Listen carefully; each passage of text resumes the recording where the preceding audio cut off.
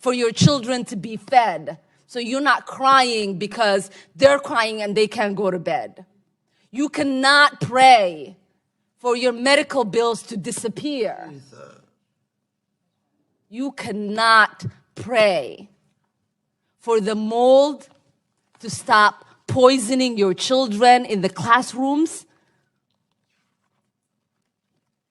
The other thing that frustrates me is people who have experienced poverty, who have gotten the straps for their bootstraps, who sit and talk about how we shouldn't do anything for the next person. See, as someone who knows severe poverty, I lived in a refugee camp, on the floor, no water, nothing. And I hear somebody say here in the United States. In this emotional moment, Ilhan Omar begins by discussing the hardships of poverty, saying, "You can't pray away hunger or medical bills." Her words strike deeply for many who have faced real struggles. Yet this emotional plea also sparks criticism because while Omar portrays herself as a victim of the system, opponents argue she's used that sympathy to defend her controversial actions in Congress. Her life story resonates with people, yes, but it's her statements and conduct as a lawmaker that have caused division and outrage across the nation. This video explores the major story behind Congressman Chip Roy's response to Omar's removal from the House Foreign Affairs Committee. For years, Omar has made remarks many viewed as harmful to America's global image. Republicans, led by figures like Roy, are saying enough is enough. They insist her removal wasn't about race or religion. It was about restoring accountability and safeguarding America's reputation on the world stage. This is where the battle between political power and public trust truly begins. Gentleman from Texas is recognized. Appreciate the chairman. I do associate myself with the remarks of the gentleman from Kentucky, but also the gentleman from South Carolina, the gentleman from Pennsylvania, the gentlelady, all the remarks that we've been talking about over here. And I appreciate the spirit of the remarks from the gentleman from Colorado. And would note that we're here for a very obvious reason. The door was opened, and now we're dealing with that. And the door shouldn't have been opened. I'm reminded when I was in the Senate Judiciary Committee in 2005, and Miguel Estrada was being filibustered by the Democrat majority at the time. And we know why. We know this because a memo that said very specifically that he was being filibustered because he was an Hispanic conservative was found, but then shoved aside. We couldn't talk about it because it was found on a server, and they said, we shouldn't get it. There's a whole lot of backstory on that. But there was a lot of drama around that. There were 7 judges being held up: Priscilla Owen, Janice Rogers Brown, because she's black. That was all happening. We just sweep that aside. And you fast forward, and Bill Frist was being pressured to deploy the nuclear option. I remember being part of all those conversations, the Senate lawyer and the Judiciary Committee. Bill Frist decided not to deploy the nuclear option. In 2013, Harry Reid did deploy the nuclear option. 2017. When Chip Roy took the floor, his message was unmistakable. This was about fairness and balance. He reminded everyone that Democrats set the precedent for these committee removals when they ousted Marjorie Taylor Greene and Paul Gosar from their positions last term. Now, Republicans are merely returning the favor. Roy never wanted to go down this road, but as he said himself, we're not going to unilaterally disarm. In politics, when one side changes the game, the other side eventually reacts. And that's exactly what's unfolding now. Roy likened the moment to a classic baseball brawl between Nolan Ryan and Robin Ventura, where one player took a hit and finally swung back.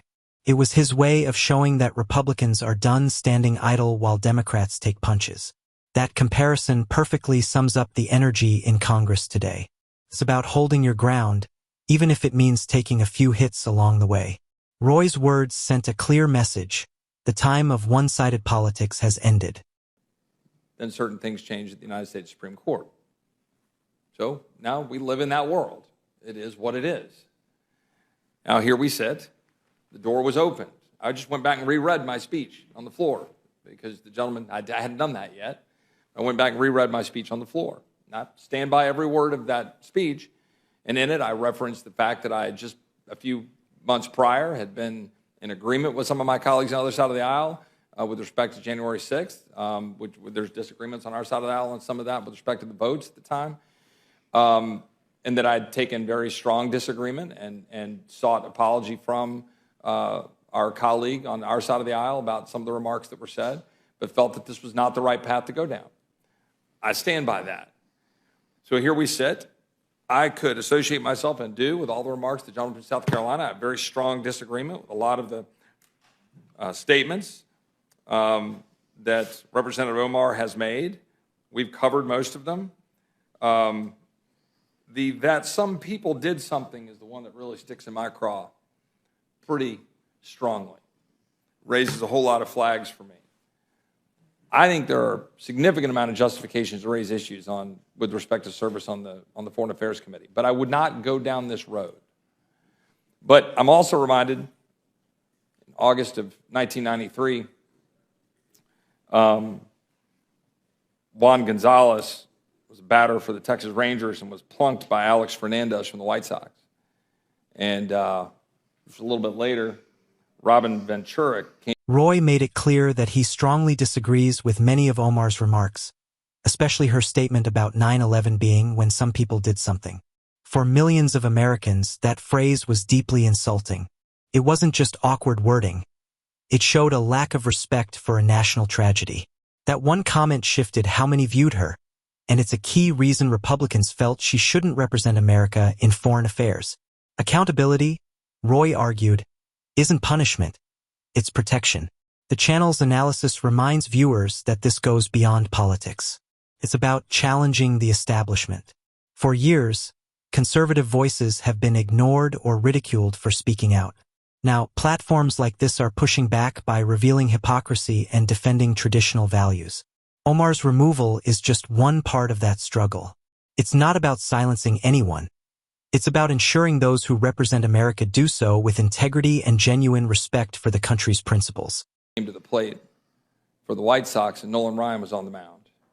And Robin knew what was about to happen. Nolan plunked him. And then Robin Ventura charged the mound, and then Nolan Ryan beat the crud out of him on the mound. That's what happened. We all know that's what happened. Old school baseball. Nolan Ryan defined old school baseball. This is raw politics. That's what this is. When the door's opened, then there's a question, and you have to decide what you're going to do. We're not going to unilaterally disarm. Just not going to do it. I'm tired of that. It just is what it is. Guys took a shot at someone on our team, about statements I disagreed with and took very much to task. But I've got strong disagreements with Representative Omar. I would prefer, if it were just starting from scratch, I would not choose this path. I'd just say whatever stuff you all want to say. We'll say whatever stuff we want to say. Our managers will pick our team. Let's go battle it out in committee. That's what I would say. I would say that's the right place to be. But at this point in time, it is my considered judgment that, like Nolan Ryan, we've got to respond. And I'm just going to be blunt and honest about it. That's just my belief. I think it's important. And I hope we'll get through this. We'll kind of hip check each other. Maybe we can sit down. Ilhan Omar's record has long stirred controversy. She's made comments that critics claim downplay terrorism, offend allies like Israel, and display sympathy toward America's rivals. Her "some people did something" remark about 9/11 was viewed as dismissive, and her repeated doubts about U.S. alliances left many questioning where her loyalty truly stands. When you hold a role that impacts foreign relations, words carry weight. And Republicans concluded that those words finally deserved consequences. They argue Democrats use double standards, shielding their own while punishing conservatives for far less. When Omar faced criticism, Democrats labeled it racism and Islamophobia. But when Gosar or Green were condemned, they called it accountability. That's the hypocrisy Chip Roy aimed to highlight. The message is straightforward. If you create a rule, it applies to all. You can't call for fairness only when it favors you. This vote was about restoring balance within Congress. And figure out by the end of this Congress, next Congress, whoever's in charge, we figure out how we're going to play ball going forward and set those rules. And I would say the same thing about open rules, closed rules, structured rules. And the ranking member could scoff. We've had X number of votes. We'll have continued debate about this stuff over time. There will be closed rules. There will be structured rules. There will be open rules. I'd like to have that debate. I'd like to have the considered judgment of the ranking member on that, and as I have debate on my side of the aisle. I'm just saying that we can figure out how to protect this institution and try to decide how to do things the right way. But in this instance, I'm going to be very open and honest about why I'm going to vote for this resolution. That's why. Again, recognizing the statements that the representative has made, I find to be highly problematic, extremely concerning, raising very serious questions from a foreign affairs perspective, as the ranking member has raised about statements made and how he feels about people being on certain committees over here. Gentlemen, I think we should, in my opinion, we should withdraw from that battle going forward and then let each manager pick their team. And I'll be glad to yield to John from Colorado.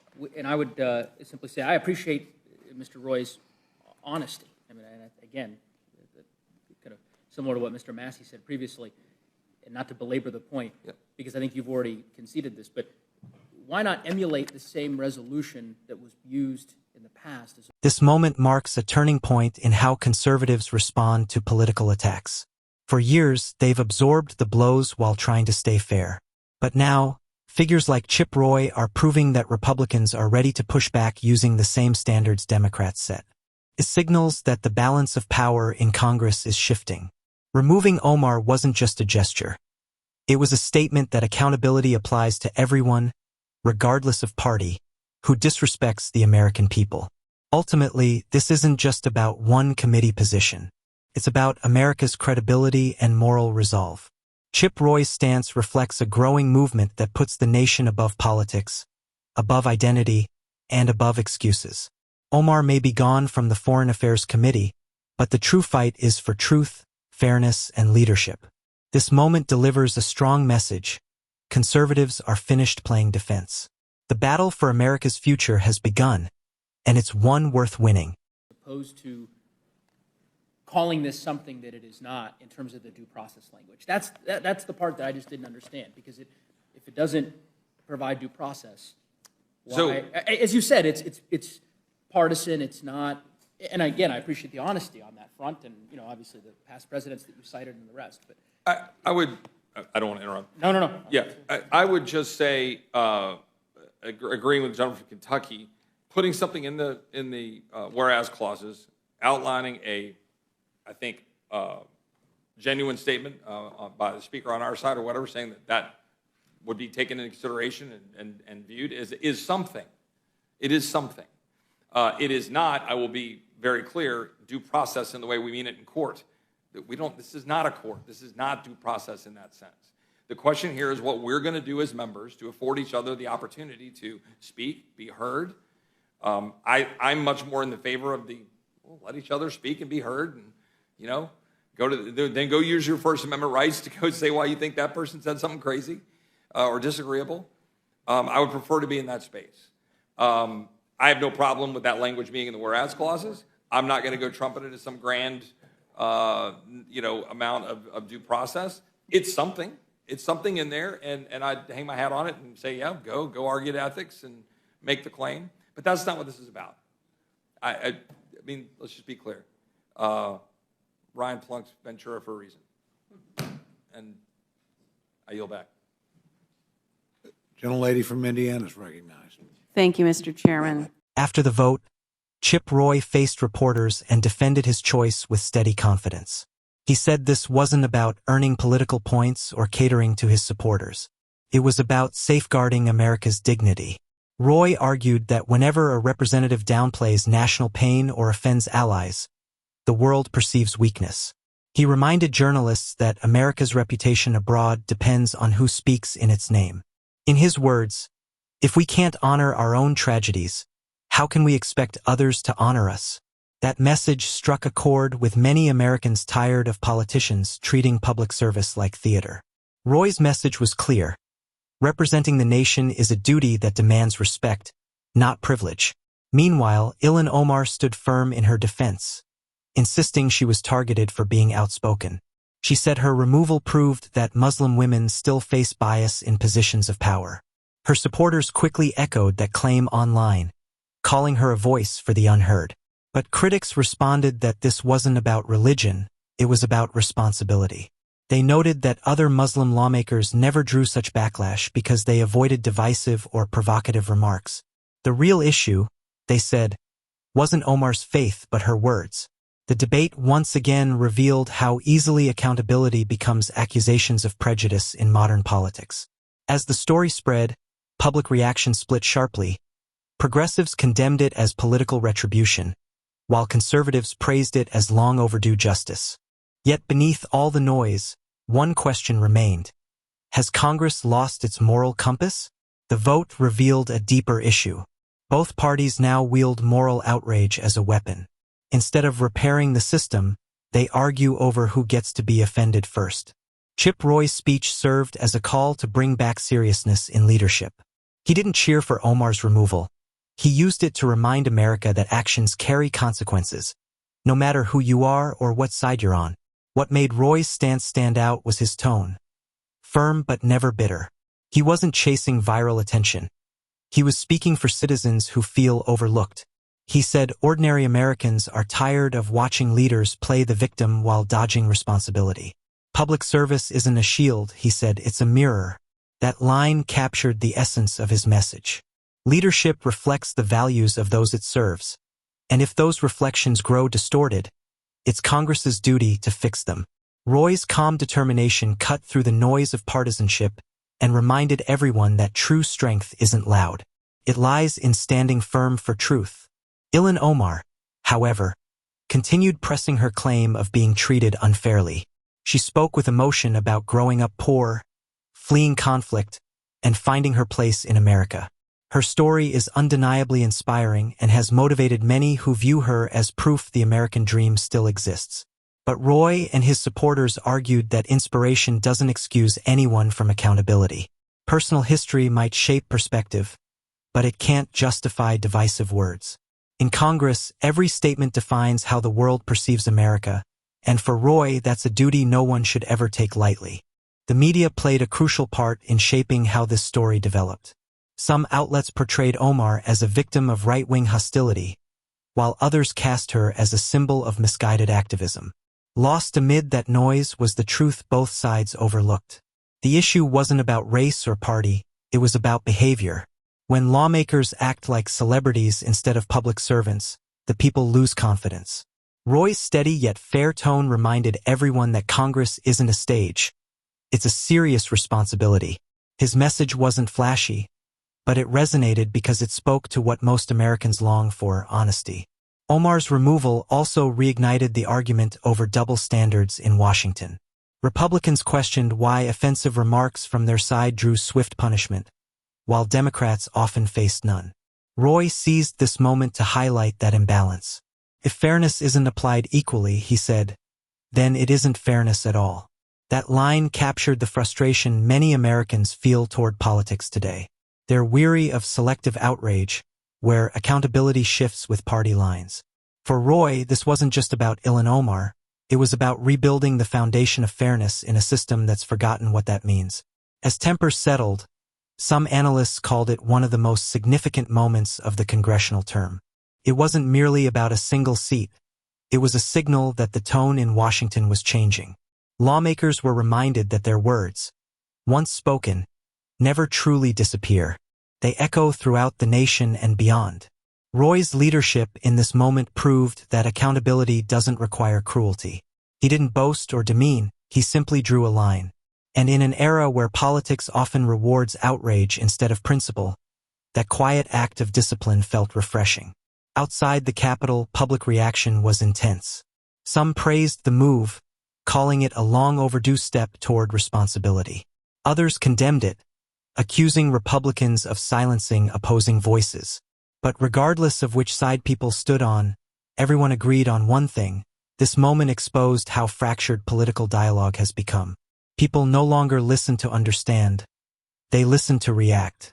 Chip Roy's approach, though divisive, redirected focus to the belief that leadership must be earned through integrity.